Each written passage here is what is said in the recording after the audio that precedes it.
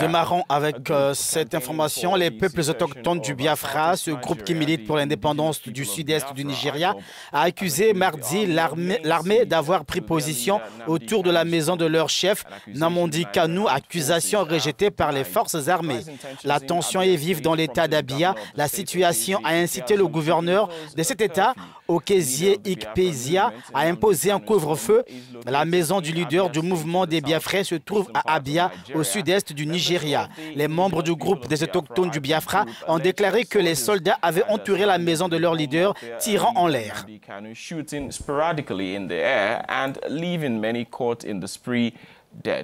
Le groupe a intensifié les appels à la sécession.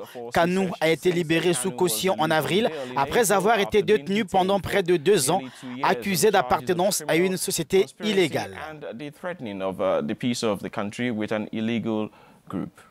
Par ailleurs, une vidéo postée sur les réseaux sociaux est désormais devenue virale, montre des soldats pris près d'un checkpoint à Abia, obligeant des militants à nager et boire de l'eau boueuse. Dans ce clip, les officiers munis d'armes forcent les militants allongés sur le ventre à rester dans l'eau tout en les rouant de coups. Des images d'une rare violence qui ont poussé l'armée à promettre d'ouvrir une enquête et de condamner les coupables.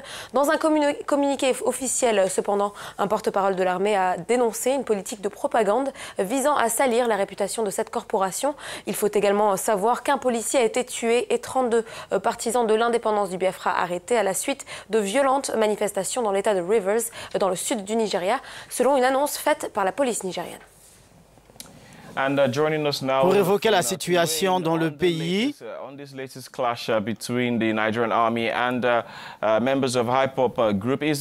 nous avons le docteur Christ Nokobia, analyste politique. Il est en ligne de Lagos au Nigeria. Merci de nous rejoindre. Comment expliquer ce regain de violence dans le sud-est du Nigeria?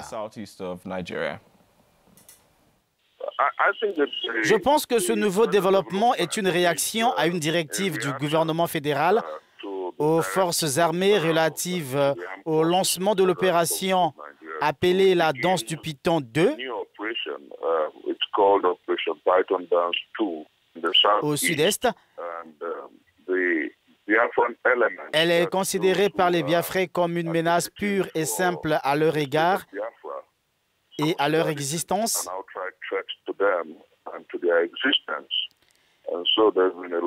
Et il y a eu beaucoup de conflits et d'agitations dans cette région. Le problème semble se propager vers la région du sud-sud, qui est proche de celle du sud-est.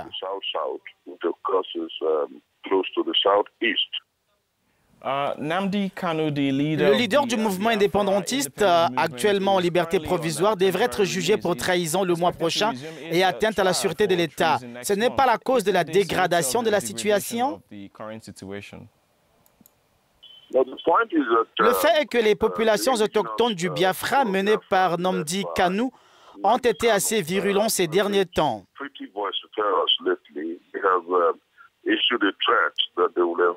Ils ont promis de boycotter les élections prévues les 17 et 18 novembre dans l'État d'Anambra.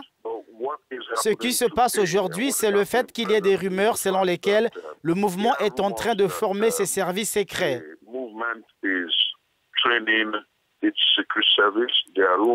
Il y a des rumeurs qui disent que le gouvernement se prépare que le mouvement se prépare à la violence. Il y a des rumeurs sur les menaces du mouvement.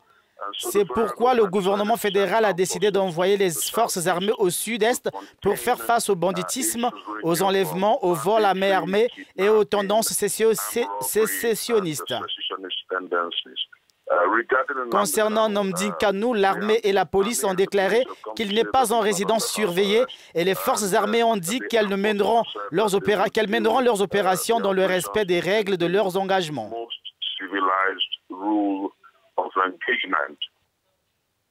Docteur, y a-t-il des chances de le voir derrière les barreaux?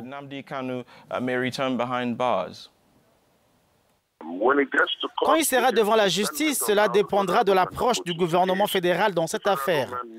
Le gouvernement fédéral pourra demander une révision de son cas parce qu'il aura enfreint certaines conditions et le tribunal se prononcera alors en faveur du gouvernement.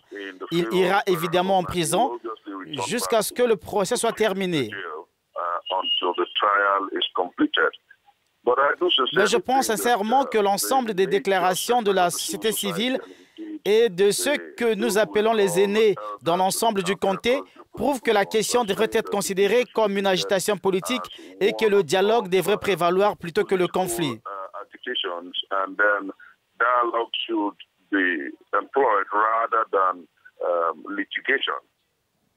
Pour l'armée, la priorité est la lutte contre Boko Haram. Pensez-vous que les séparatistes du Biafra profitent de cette situation?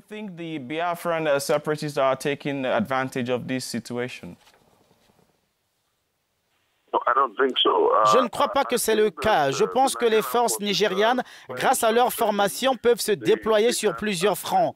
Les forces armées nigérianes ne peuvent pas être mises en déroute par n'importe qui. La vérité est que nous sommes là où nous sommes parce que les Nigérians appellent à la justice et l'équité plutôt qu'à l'utilisation des armes. C'est le moment d'utiliser la force de la paix et du dialogue.